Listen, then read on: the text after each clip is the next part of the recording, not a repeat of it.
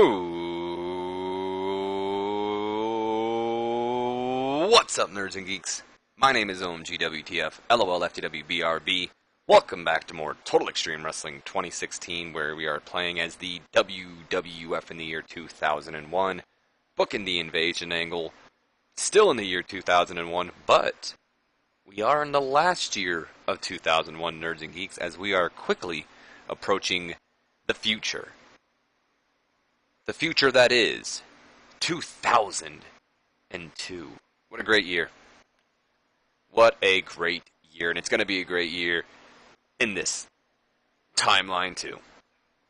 Either way, though, this is going to be the go-home show to Armageddon. And, yeah, I've already pretty much said what I have to say, so let's just jump right in on here, shall we? As we have a couple of pre-show matches here. Here's an impressive pre-show match, to be honest. 58 C- and a pre-show bout that had terrible wrestling, which, how? Then again, we are in New Jersey. Keep that in mind, Tommy Dreamer's over in Jersey. 58 C-, Tommy Dreamer going over BJ Whitmer in 3 minutes 38 seconds with the DDT. Unfortunately for Whitmer here, he sustained a fractured arm, so he actually might be out. Tommy Dreamer looked good out there with an in-ring performance of a 71? What? Calm it down a little bit, Tommy. BJ with the 21. This is a pre-show, not even on the main card. You're an opener, only pushed as a lower mid-carder because I'd get heat if I put up an opener versus an enhancement talent match. But 71 on the pre-show, Tommy. You can do that this Sunday, but calm it down. Not on Monday, buddy. Yes, we know he unfortunately got a fractured arm, and we'll check how he does. Wow. Another great pre-show match. Pre-show matches is doing great tonight. 72 B- and a pre-show bout that had decent wrestling, but not much weight and heat. Vampiro of the Flock going over Dean Malenko with the nail in the coffin, mostly because this match is mostly happening because I haven't used Dean Malenko in a minute. So I figure, why not get him on the card tonight here. And Vampiro's the only guy that I saw that I was willing to put over him, so there you have it. Raven doing good work ringside. Dean Malenko with a 68. Vampiro with a 67. And then the main event of the pre-show does a way too good 81 solid B rating here. And a pre-show bout that had good wrestling and a decent reaction from the crowd.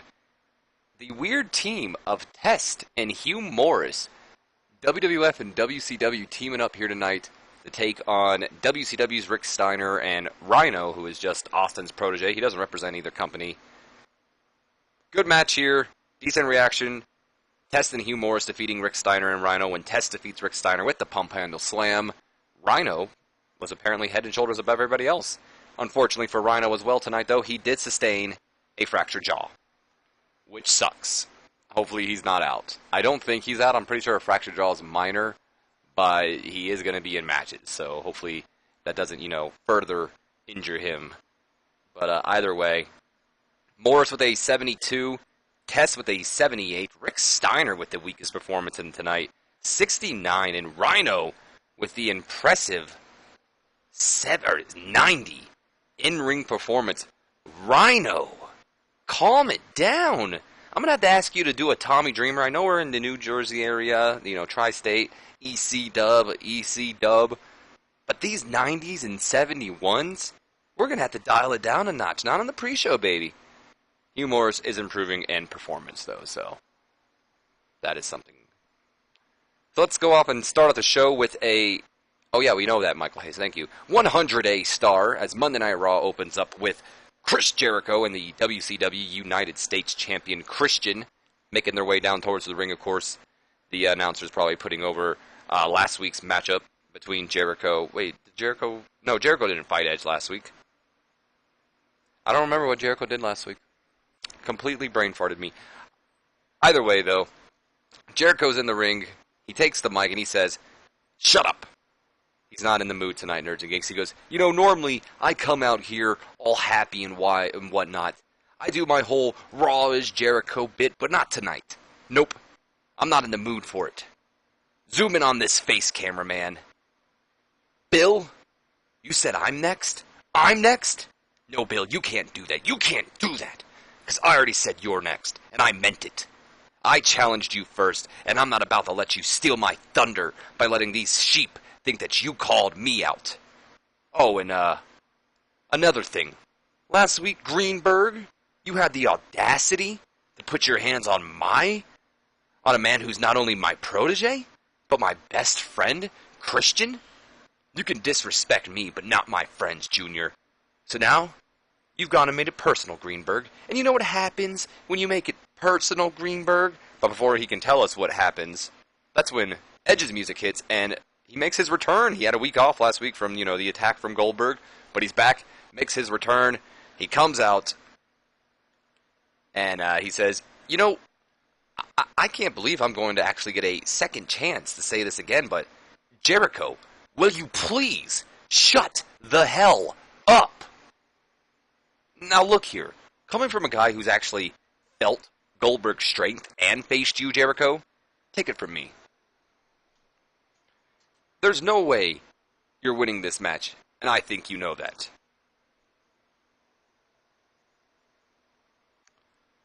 And then that's when Christian, takes the mic as well, gets involved, and he says, you shut your mouth, Edge.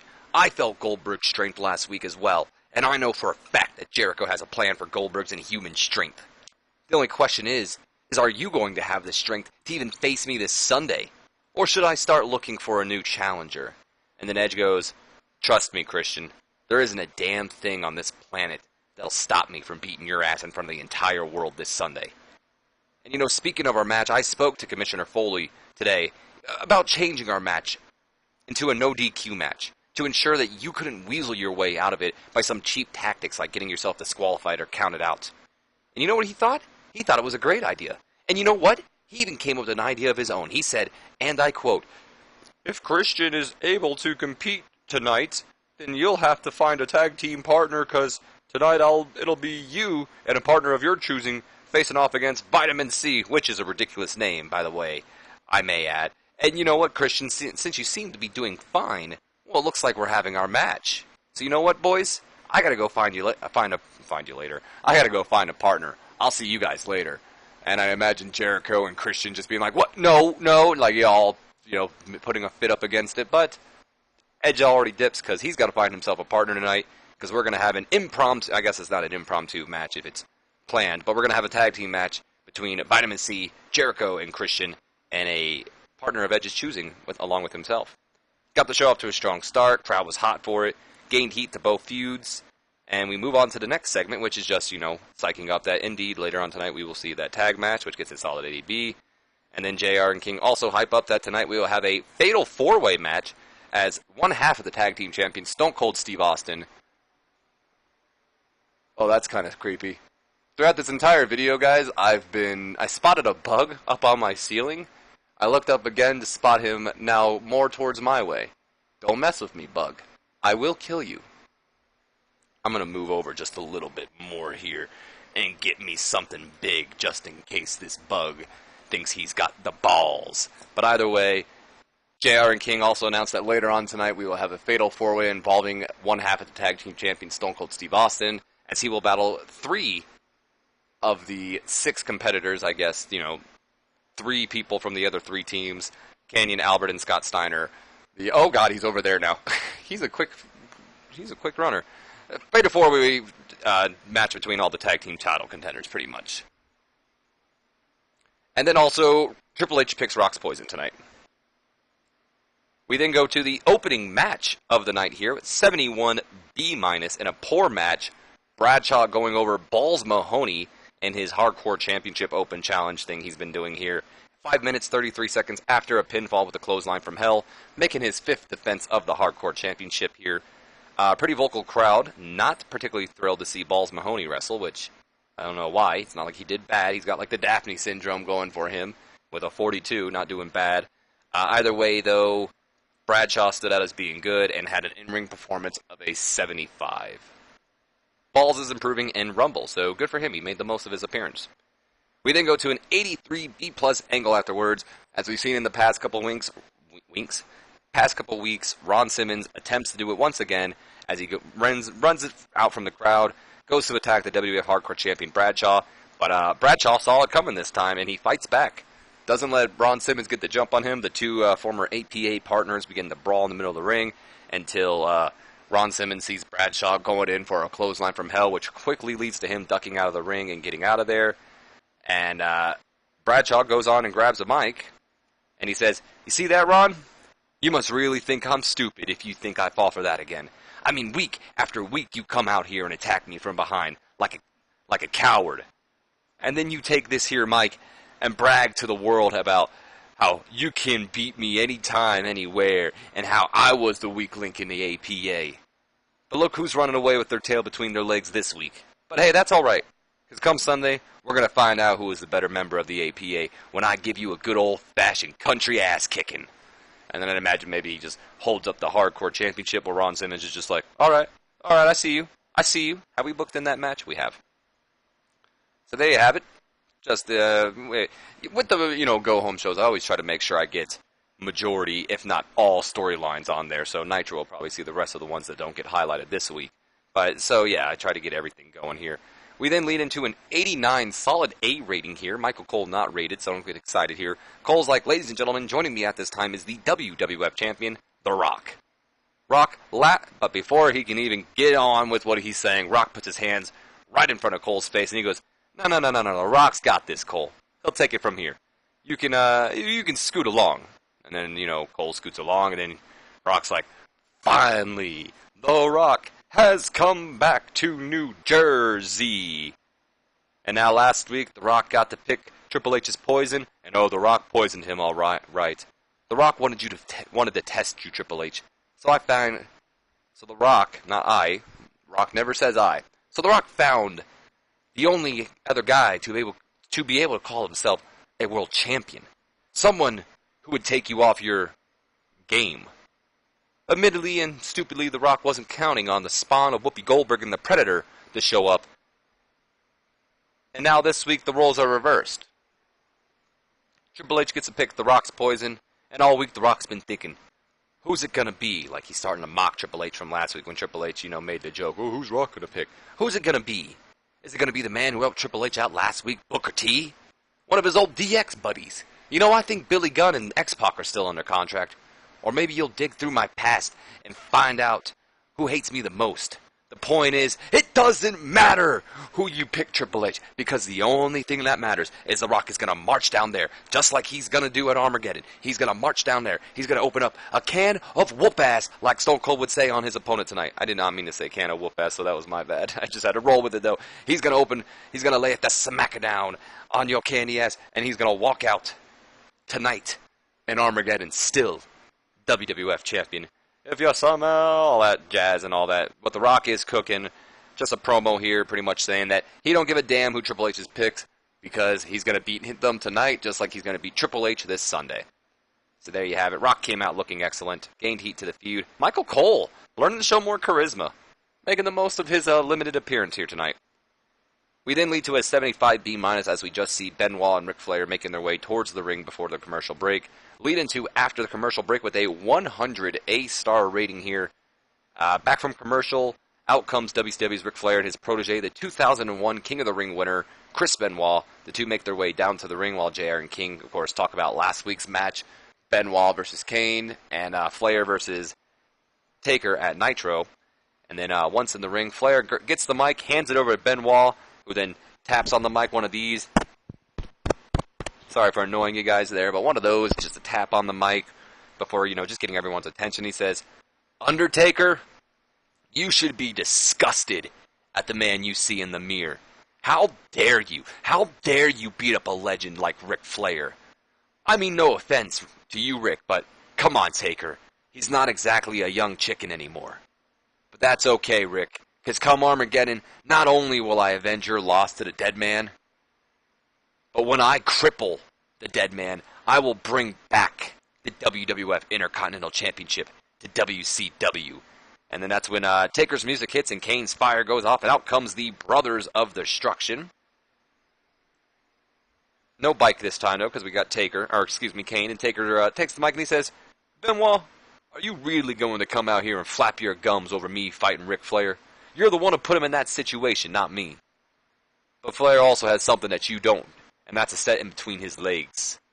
Because you don't see him bitching and moaning that he got beat by the dead man, do you? So, Chris, why don't we do this? Since you want to come out here running your mouth, how's about me and little brother come down there right now and put an ass whipping on the both of you? And then he just tosses the mic down, not really giving them a choice, as Taker and Kane begin to make their way towards the ring, and we have ourselves an impromptu tag match between the Brothers of Destruction and Chris Benoit and Ric Flair. Ric Flair getting in this match without even knowing. Performance of Flair was good. He was just kind of standing there, so alright, maybe he was just looking, making some crazy faces or something, whatever Flair likes to do. 100-day star, and we didn't even get a notification that Benoit was bad on the mic, so maybe he's getting better. We lead into said match, which gets a 80 solid B rating here, and about that had sensational wrestling and fantastic heat. The team of Chris Benoit and Ric Flair, mentor and protege, going over the BOD, Brothers of Destruction, in 13 minutes, 30 seconds, when Benoit defeats Kane with underhanded tactics. And maybe what I'd like to imagine here is him twisting Kane's mask on him before, locking him in the crippler crossface, something around that area. Pretty much, he is the protege to Ric Flair, so we're starting to see more of a Ric Flair take from Benoit. He's starting to show more, of a dirtier game plan. He's becoming a dirty player in the game, as we should say, as he gets a cheap win over The Undertaker. And quickly, I'd imagine him and Flair getting out of the ring as he just kind of laughs while Taker checks on his brother and all that. The Undertaker killing it tonight with an impressive 100 rating. Kane with a 93. Ric Flair with a 94. And Benoit and Kane tying tonight with 93s, it looks like. Taker's improving in flying, which, okay. And Ric Flair is improving in Rumble, so good stuff. Did lose heat to the feud, though, which is unfortunate. I keep looking up at this spider, just hoping I don't see him move again. We then go to a solid A rating here with an 89, as we're backstage and we see the WWF Tag Team Champions, Stone Cold Steve Austin and Rhino. Austin is getting ready for his Fatal 4-Way matchup tonight against Canyon, Steiner, and Albert. When he looks over at Rhino and he says, "Alright, look here, Rhino. Tonight, I got 3 out of the 6 unlucky bastards who face us this Sunday. But on Nitro, you got the other 3. And while I'm confident that you've got this in the bag, I don't want you to overlook your opponents. Both Test and Rick Steiner are accomplished wrestlers. And then there's Hugh Morris. But I ain't worried about him. Look, just watch me tonight and do what I do." And just a simple segment here, Austin just telling Rhino, do what I do. As Austin looked fantastic, Rhino was good, and there we go. We lead into the Fatal 4-Way match, which gets a solid A rating here with a 94. Hell yes! And about that had great wrestling and good heat to it. Canyon, to the shock of everybody, Chris Canyon of WCW fame, going over Stone Cold Steve Austin, Albert, and Scott Steiner when he defeats Albert with the flatliner. Of course, Steve Austin was head and shoulders above everybody else, which is to be expected. But yes, Canyon gets the victory after beating Albert with the flatliner tonight. Trish doing good work ringside. Albert getting better at his gimmick. Austin with the impressive 100 rating here. Scott Steiner with an 85. Albert with a 79. And Canyon with a 76.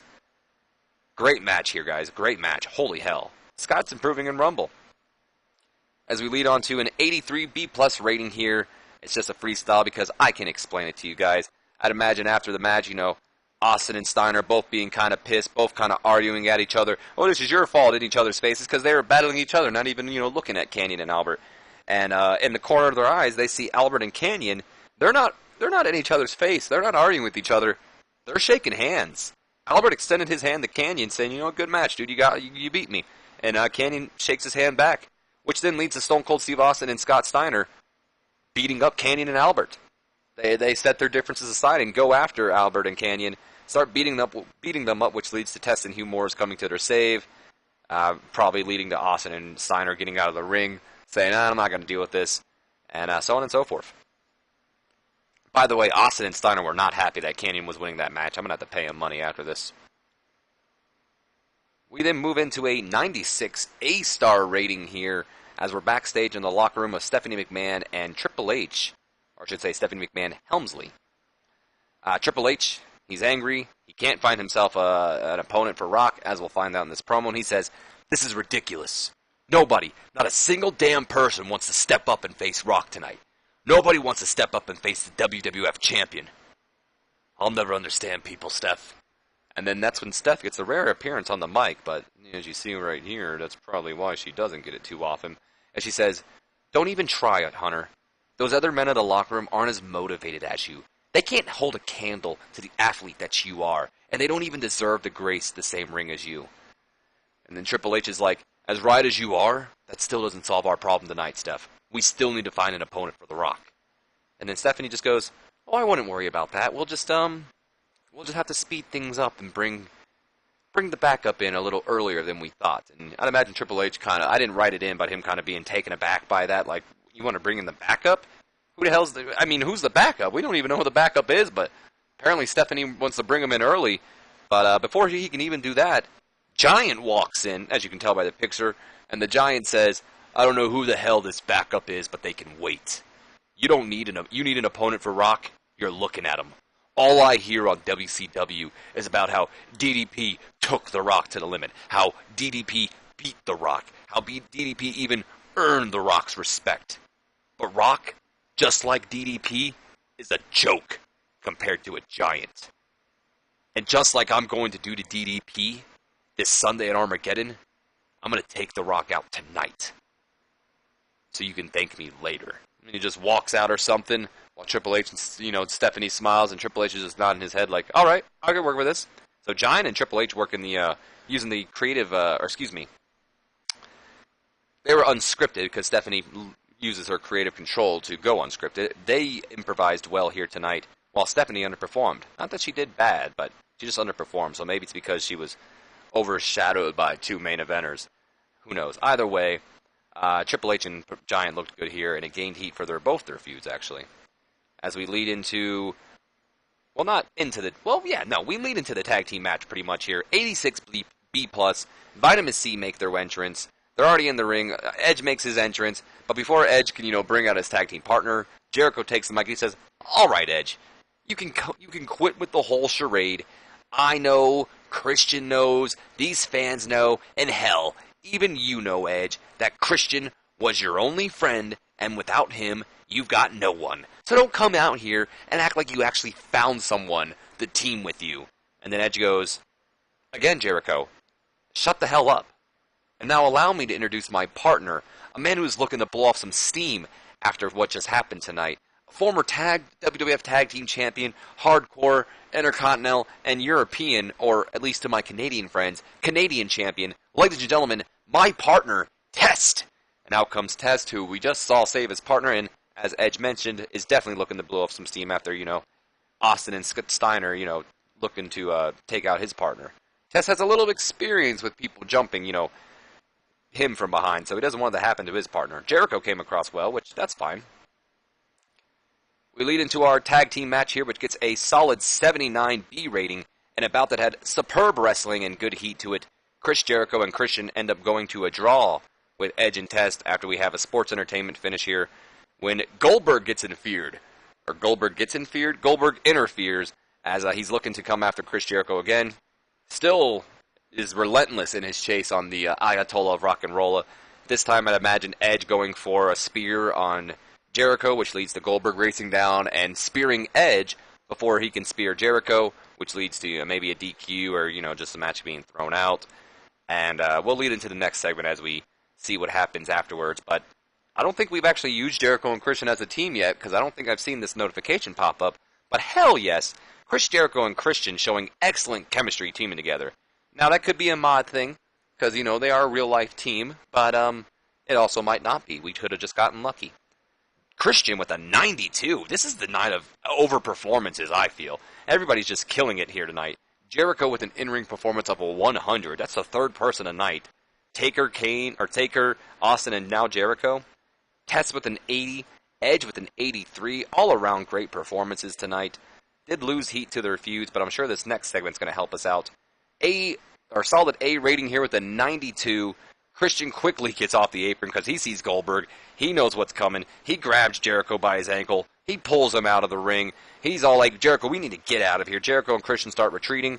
Meanwhile, while that's all happening, Test, who of course sees his partner getting beat up, jumps in the ring to, help out Edge, which leads to, Goldberg and Test starting to brawl a little bit here. I don't imagine Goldberg taking Test down right away. Test is a kind of a big guy.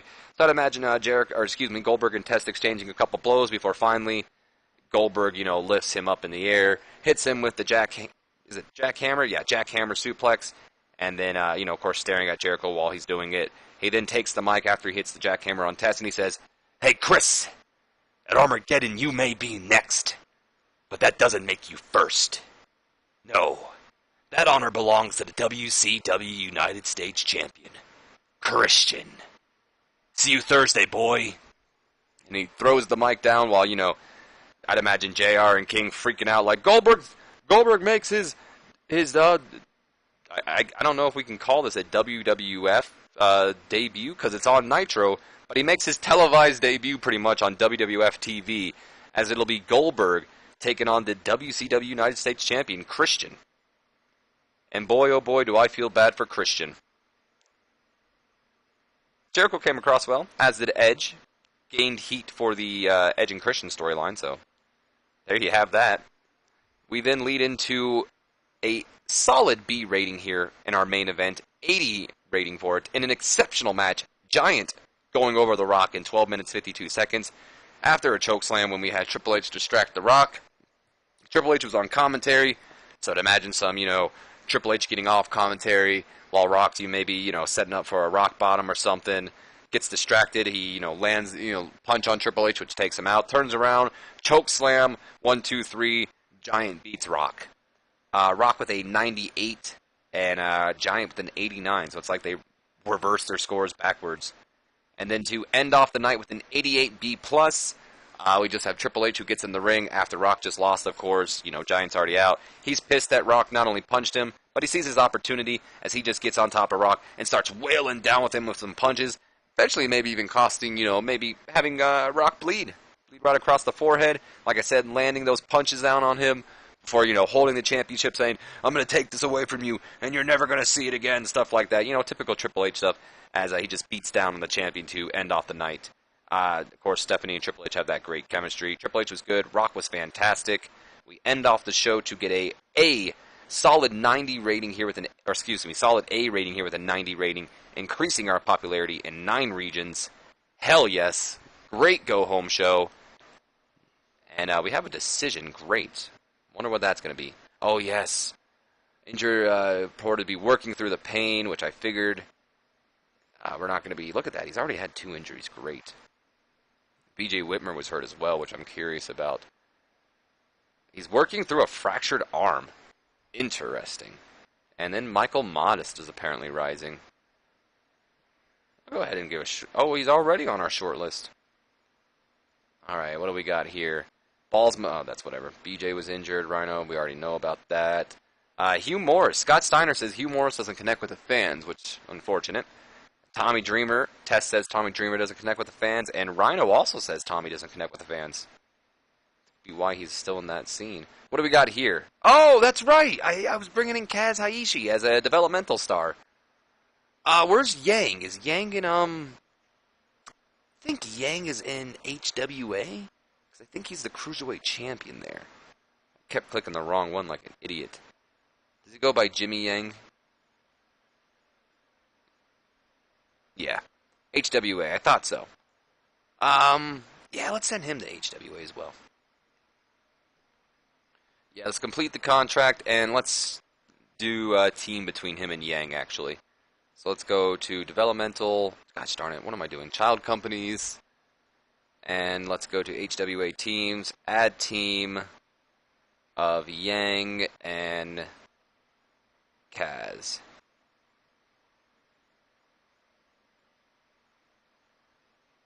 And I'm just going to call them Yang and Kaz for now, but if you guys got any good names for Yang and Kaz, you definitely comment below and let me know. What we got here? Couple haters. Oh yeah, that's right. Scott Steiner's mad. We need to give him a not give everybody a bonus. I did that once. Paid so many people money. even people that didn't deserve it. Alright, there we go. Now he's happy again. Oh, you're going to give me money? Okay. That was the worst Scott Steiner ever. And then let's give Austin some money. We're going to have to give him a lot more than we did Steiner, though. There we go. Look at that. I'm pleased. He's not even happy. He's pleased. This pleases me. This makes me happy. Either way, though, let's go ahead and look at our storylines before we end this off. Look at that. A rating for the tag feud. 81B for Booker and Kurt, but that didn't get covered. Solid B. Good stuff, even though that was an A before, but we're fine. All around, good stuff. I'm happy with all this. This is good stuff. Hope you guys have enjoyed, though. If you have, do me a favor. Leave me a comment, like, and subscribe if you haven't already. And as always, Nerds and Geeks, my name has been OMG, WTF, LOL, FTW, BRB. And I will see you guys for Thursday Night Nitro. But until then, you guys have yourselves a wonderful, wonderful day. See you later.